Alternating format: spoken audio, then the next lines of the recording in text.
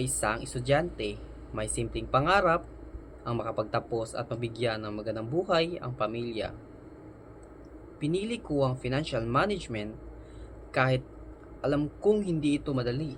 Maraming kompetisyon, maraming activities at maraming gabing kulang ako sa tulog. Minsan napapagod ako.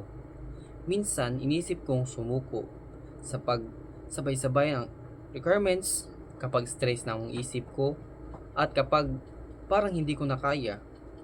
Pero sa pagod, may dahilan kung bakit ako lumalaban.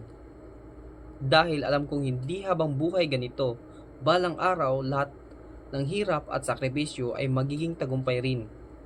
Bilang isang estudyante ng financial management, hindi lang tungkol sa pira ang natutunan ko.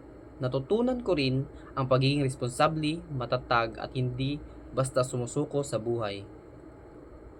May mga taong hindi nakita ang hirap ng isang estudyante na pinagdadaanan, ngunit sa likod ng bawat ngiti may pagod at sakripisyo ring tinatago.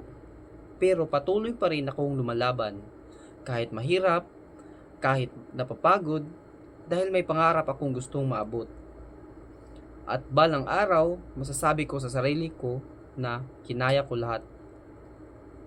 Dahil ako ay isang financial management student, may pangarap, may tiyaga, at hindi susuko sa hamon ng buhay. Diba?